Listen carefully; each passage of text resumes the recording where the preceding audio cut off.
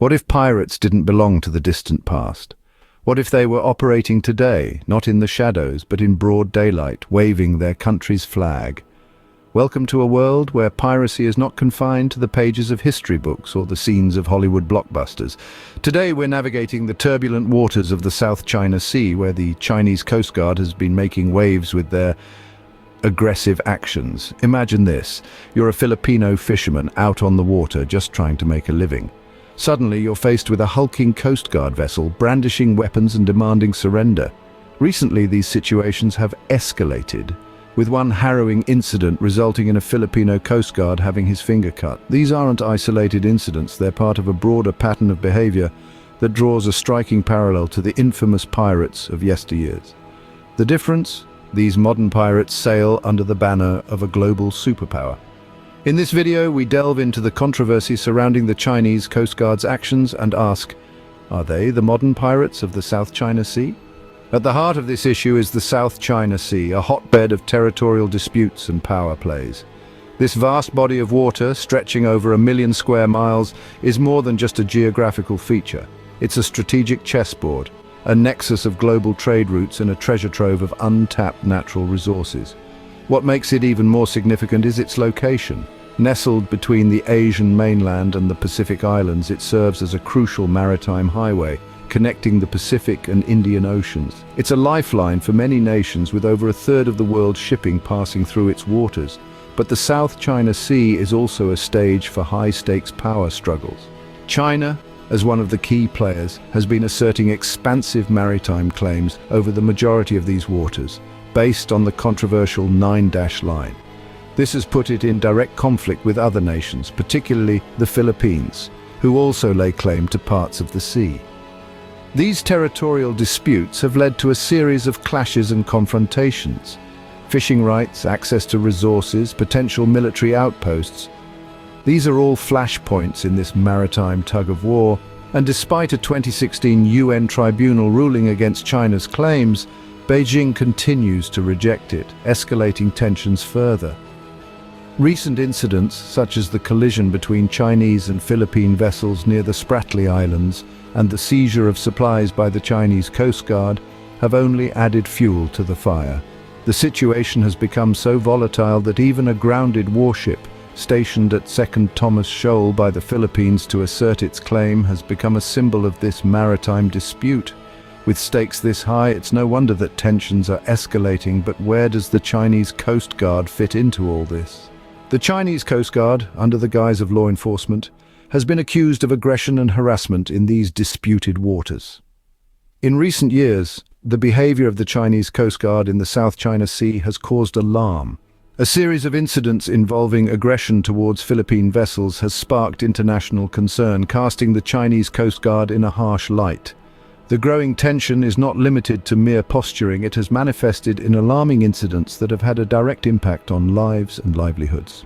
One such incident involved the seizure of supplies from Filipino fishermen. These fishermen, whose livelihoods depend on the resources of the sea, found themselves facing off against a formidable opponent. The Chinese Coast Guard, armed and assertive, boarded their vessels and confiscated their hard-earned catch. These actions, far from the expected behavior of a Coast Guard, bear an unsettling resemblance to the age-old practice of piracy.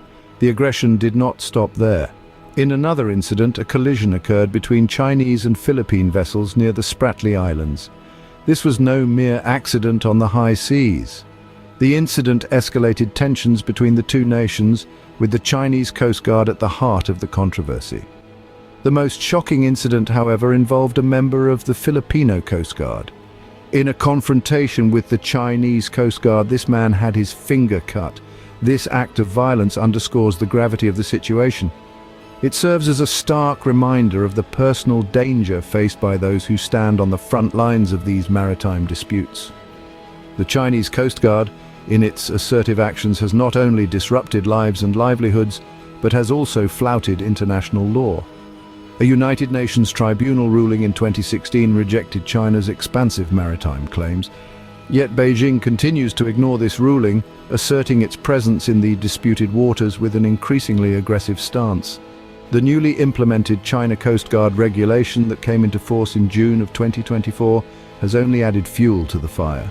The regulation, which allows for physical coercive actions against foreign vessels, has further emboldened the Chinese Coast Guard in their aggressive actions. These actions are not only aggressive but also in violation of international law, prompting some to label the Chinese Coast Guard as modern pirates. The world is watching, and the response to China's assertive actions in the South China Sea has been one of concern and condemnation. It's a global stage where maritime powers are tested, alliances are strained, and the very principles of international law are called into question. The international community has not been silent. The United States, a long-standing ally of the Philippines, has voiced its support for the island nation. It has raised alarms about the potential for conflict escalation, echoing the worries of many who are watching the situation unfold. This isn't a new issue. In fact, the roots of the dispute stretch back years. A landmark event in this narrative was the 2016 United Nations Tribunal ruling. This ruling unequivocally rejected China's expansive claims in the South China Sea, delivering a significant blow to Beijing's argument. However, China's rejection of the ruling has only fueled the fire. Beijing's continued assertiveness, in defiance of international law, has sparked a wave of criticism. The new China Coast Guard regulation, which formalizes these assertive actions, has only added fuel to the flames. Yet, the question of how to respond remains a complex one. Diplomatic protests, negotiations, dialogues, these have all been part of the arsenal employed by the international community. But as the situation continues to escalate, the effectiveness of these tools is increasingly being questioned. This is not just about territorial disputes or fishing rights, it's about respect for international law, the preservation of peace, and the prevention of a potential conflict that could have far-reaching implications. It's about a world that stands up against aggression and defends the rights of all nations, big or small. As tensions rise, the question remains, how will the international community respond to these modern pirates?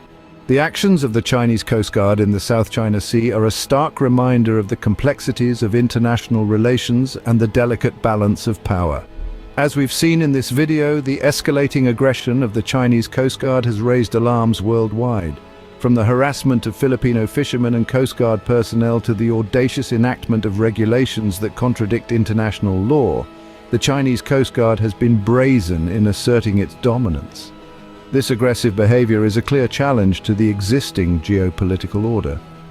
The South China Sea, a vital global trade route rich in natural resources, has become a flashpoint of tension due to China's expansive maritime claims.